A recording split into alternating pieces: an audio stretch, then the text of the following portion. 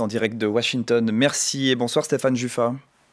Oui, bonsoir à vous, à Lausanne. Merci, vous êtes israélien d'origine suisse, patron de Metula News Agency, une agence de presse basée à la frontière nord entre Israël et le Liban, frontière nord où vous êtes ce soir. Cette trêve, vous l'espériez, vous l'attendiez, ou au contraire, elle arrive trop tôt selon vous? Ce qui nous importe, c'est qu'elle perdure, cette trêve. C'est-à-dire que le Hezbollah n'a pas été envoyé au Liban pour faire la paix, il a été envoyé pour ouvrir un second front, un troisième front même pour les Iraniens. C'est pas tout à fait la même chose. Et si le Hezbollah persiste dans cette dynamique, eh bien, dans un mois, dans un an, dans 3 ans ou dans 10, on aura à nouveau un conflit. Et c'est ce qui nous peine. Je suis moi-même, vous avez parlé des victimes et des déplacés libanais.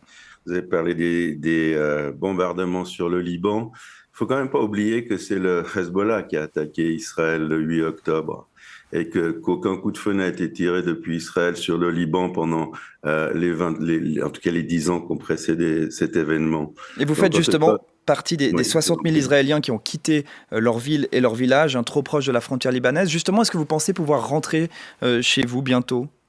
Alors, je vous parle d'un hôtel ici. Je suis toujours à 4 kilomètres du Liban. Je ne veux pas abandonner ma région. Je vais aller voir l'état des dégâts. J'ai plus de maison. Hein. On parle des dégâts infligés. Et puis, à la différence, c'est que nous, on a tout fait pour épargner les civils dans les bilans que vous avez donnés. Et que le Hezbollah a tout fait pour tuer des civils. Ils ont tiré sur ma maison 2 missiles anti-chars alors que j'étais dans la maison. Et ils ont même annoncé qu'un journaliste israélien avait été tué, un journaliste d'armée israélienne, alors que c'est pas du tout mon cas. Je vais retourner dans mon village de Metula, à 30 kilomètres de l'endroit où je me trouve. Et puis, je vais faire l'état des lieux. Je vais voir si, je sais qu'elle n'est pas habitable, la maison. Je vais essayer d'évaluer ce qu'il va falloir faire pour la rendre habitable, pour pouvoir y retourner. Mais bien sûr que je veux y retourner. C'est ma maison. La question est plus épineuse quand il s'agit des familles. C'est-à-dire que il va falloir prendre la décision de ramener des enfants à 380 mètres des villages qui étaient contrôlés par le Hezbollah, et à un moment où le Hezbollah peut rompre les accords quand il le désire ou quand il en reçoit l'ordre. C'est délicat, et je connais des familles qui vont pas retourner dans les 24 localités qui ont dû être évacuées. Revenons sur les opérations menées au Liban par l'armée israélienne. Vous avez dit que les civils n'avaient pas été ciblés. C'est pas forcément ce qu'on a entendu au cours des dernières semaines. On a accusé Israël d'avoir bombardé sans discrimination. Reproche infondé selon vous? C'est une fake news totale. D'abord, il faut que nos auditeurs et téléspectateurs sachent qu'il y a 4 communautés à Beyrouth. Il y a les chrétiens qui n'ont pas reçu un obus de notre part. Nous ne sommes pas les ennemis des chrétiens, nous ne sommes pas les ennemis des Libanais. Il y a la plus grande communauté musulmane du Liban, les sunnites, qui n'ont pas reçu un obus de la part d'Israël pendant ces 14 mois ou presque de combat.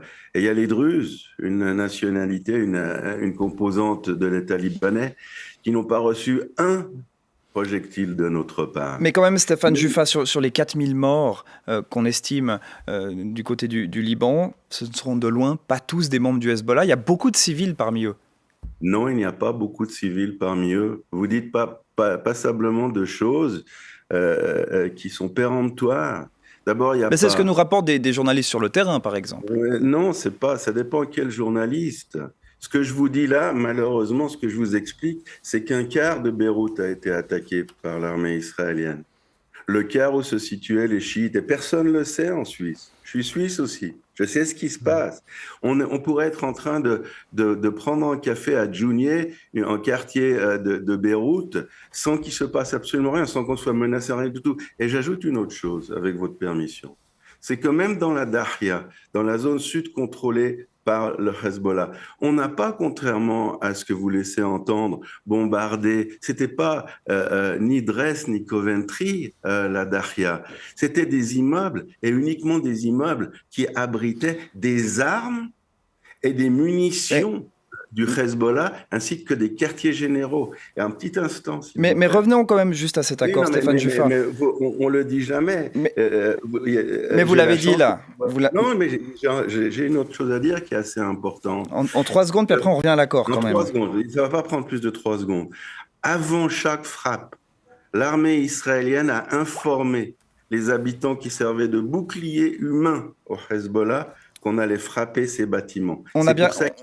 C'est pour ça qu'il y a, contrairement à ce que vous dites, extrêmement peu. On a bien compris votre avis sur la question, Stéphane Juffat. Quand même, juste une question. Est-ce que vous croyez que cette trêve est fragile?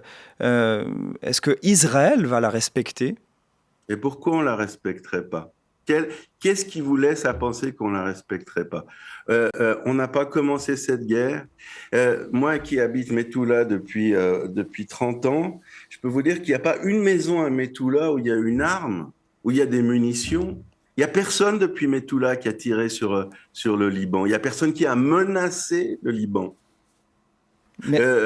Tout ce que nous désirons, c'est d'avoir des bonnes relations avec le Liban. Si je pouvais dire la même chose du village qui se trouve en face de Mettoula, qui s'appelle Kfar Kilé, dans lequel chaque maison était en arsenal, destiné le jour J à bombarder Israël. Et vous faites des grimaces, si je peux quand même me permettre, mais c'est la réalité. Je fais aucune grimace. Ouais, alors, il m'a pas semblé en faire beaucoup. On ne fait que vous poser des questions, Stéphane Juffat. Vous voyez pas. Ah.